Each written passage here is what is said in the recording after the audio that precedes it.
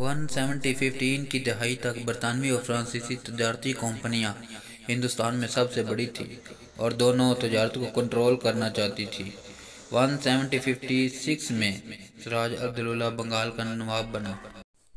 وہ بنگال میں انگریزوں کی موجودگی سے مایوس ہوا اور برطانوی ایسٹ انڈیا کمپنی اس کے لیے مایوس ہو گئی، کیونکہ ان کا خیال تھا کہ وہ فرانسیسیوں کے ساتھ کام کرنے کو ترجیح دیتا ہے۔ 1757 میں الدولہ نے کلکتہ میں ایک برطانوی قلعہ فورٹ ولیم پر قبضہ کر لیا، اور جب انگریزوں نے قلعے کو تصحیح روکنے سے انکار کر دیا تو برطانویوں نے رابرٹ کلائیو کی قیادت میں قلعہ واپس لینے کا منصوبہ بنایا۔ دونوں فریق پلاسی کی جنگ میں ملے۔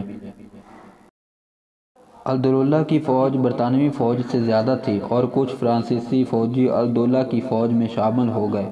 فرانسیسیوں نے جدید توپیں اور اسلحہ بھی سراج الدولہ کو دیا تھا۔ اس جنگ میں الدولہ کی جیت یقینی تھی، تاہم بنگال فوج کے سربراہ میر جعفر نے خفیہ طور پر انگریزوں کے ساتھ ایک معاہدہ کیا تھا، جس کے بدلے میں الدولہ کا تختہ الٹنے کے بعد بنگال کا نیا نواب بنے جانے پر رضامندی ظاہر کی تھی۔